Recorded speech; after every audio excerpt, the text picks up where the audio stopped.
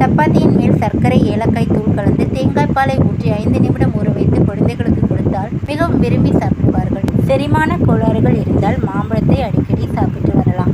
ஆப்பம் ஊற்றும்போது ஆப்பம் மிகவும் கடினமாக வந்தால் சூடான பாலை ஆப்பமாவில் கலந்தால் ஆப்பம் சுட மிருதுவாக வரும். சேப்பங்கிழங்கு ரோஸ்ட் செய்யும்போது ரஸ்கை பொடியாக்கி தூவிவிட்டால் ரோஸ்ட் மொறுமொறுப்பாக இருக்கும். உளுத்தம்பருப்பை சிறிது நல்லெண்ணெய் விட்டு வறுத்து தேவைக்கேற்ப தேங்காய் மிளகு சேர்த்து சட்னி செய்தால் இட்லி தோசைக்கு சொட்டுக்கொள்ள சுவையாக இருக்கும். எந்த வகையான சிறுதானிய பலகாரம் செய்தாலும் மாவோடு சிறிதளவு பொட்டுக்கடலை மாவு சேர்த்து பிசைந்து செய்தால் பலகாரம் பூ போல மிருதுவாக இருக்கும். காரக்குழம்பு வைக்கையில் புளிக்கு பதிலாக தக்காளி பழங்களை போட்டு வைத்தால் குழம்பு ருசியாகவும் மணமாகவும் இருக்கும்.